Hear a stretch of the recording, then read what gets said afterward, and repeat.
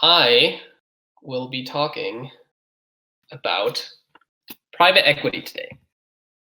Private equity is a term that we come across when we read financial articles, and it's one of these things that sounds super cool and we never really should understand or want to understand because it's just one of these things that only people in suits discuss. Well, I'm here in a t-shirt today to tell you that it's actually just one of the things that we should be aware of when we're talking about the financial markets.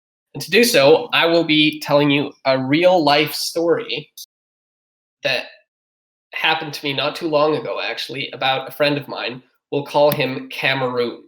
It's not Cameron from our group, but I just thought he fits well into the scheme of this story, so I just used his picture. But we're also using the code alias Cameroon. So Cameroon, one of the things that he really loves is weed. Cameroon loves weed. And one of the things that he loves even more about weed is that recently, all across the world, you've been seeing these hemp CBD stores pop up where weed or a different type of weed is being sold to people to cure their depression or headaches or a different type of whatever it might be. But what it really means is that we're moving towards a world where weed is legal. Now, you might agree with that or disagree with that. It's really up to you, and I don't really mind.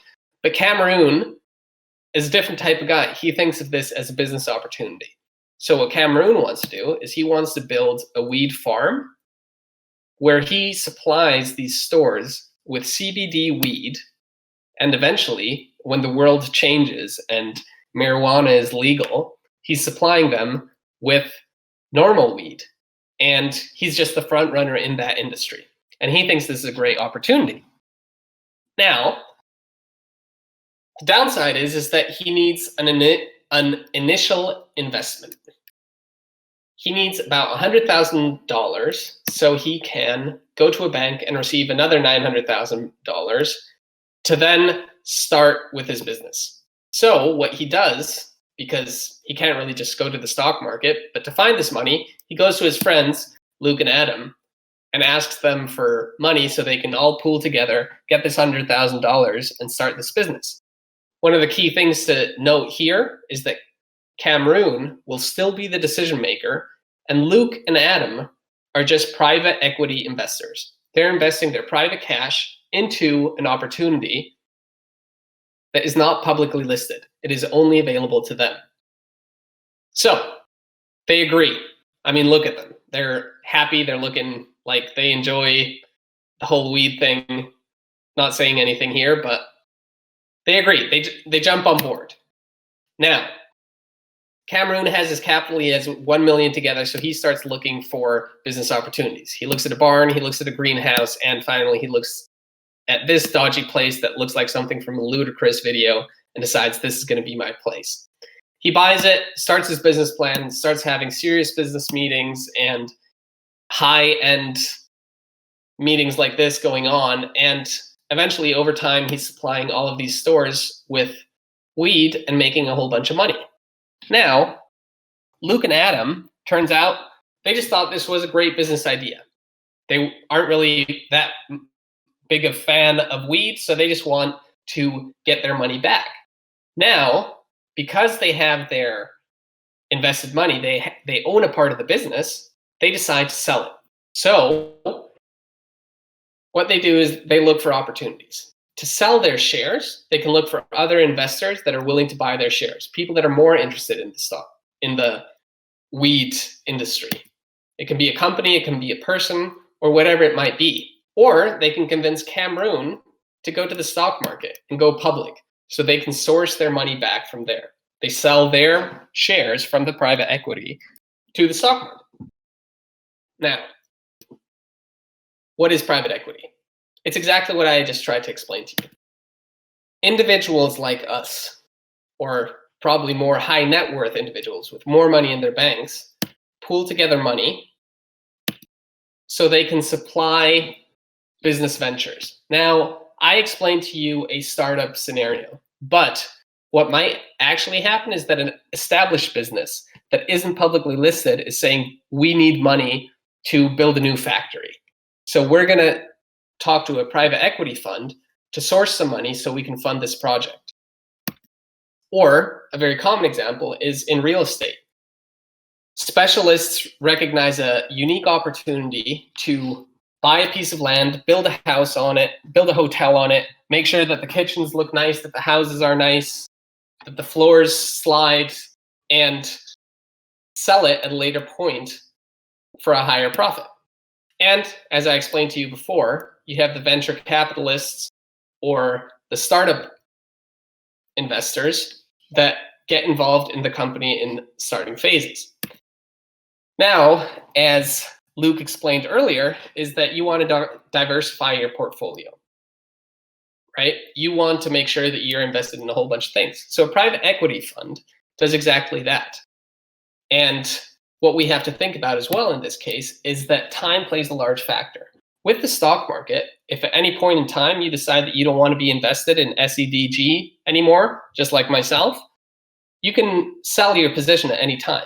But with private equity, you take a position and your money is tied in for a specific period of time that you agree upon beforehand. Now, this can be 2 years or 10 years, but it really varies and depends on the project. Of course, there are legal ways to get out of that, but that is generally the rule. Now, what we also have to think about is if you're talking to a private equity fund, they probably don't know that much about real estate and business turnarounds and entrepreneurship. So you're really looking at specialists, even though you wanted to work with somebody that knows everything about all of these areas, you probably won't. So a private equity fund looks more like this, where they focus on one specific area and work on these areas to improve their money or improve the fund in itself. Now, let's look at a specific example. Montclair, a company that we've talked about previously a lot, and we really love. Montclair has been doing very well. You can go look at our previous presentations if you're interested. But it hasn't always been that way. In 2008, Montclair was either thinking about being sold or selling itself, or really turning things around specifically. So they decided to change up their ownership for cash. But not only for cash, they sold or took in a private equity position where they brought in business turnaround specialists, specifically experts in the area of global expansion and brand awareness. So these people then actually fueled the turnaround in collaboration with the management team to drive the significant growth. As you might remember from previous presentations that I've given on Montclair, is that Montclair IPO'd in, I think, 2014. So this happened before they were even public. And again, what probably happened is that some of these private equity investors actually convinced the management to go public and then took a large cut of that money that they've made by turning around the business and really went away with a lot more money in their pockets than they had when they started. So that's private equity explained, but how does that relate really to us? Well, we don't really have that much to do with private equity. You probably won't have the opportunity to go and invest in a private equity fund because they want a whole bunch of money, but you're probably doing so indirectly. I talked earlier about pension funds. If you are paying into your pension, you're most likely investing in private equity. Because a fund in itself, as we want to mitigate risk, they invest in private equity opportunities. They invest a part of their portfolio into private equity because by diversifying, it makes it safe. And this happens with any other fund as well, any other larger fund. Luke will talk about these more in a bit, but if you're invested in any type of fund, it's very likely that you're investing indirectly in private equity. And last but not least, you might have a friend like Cameroon coming along, trying to get you involved in a specific business venture. And just think about that carefully before you jump in. Does anyone have any questions? Hi there. Thank you so much for watching our video. I hope you really enjoyed it and I hope you learned something. If you have any questions, please let us know in the comment box.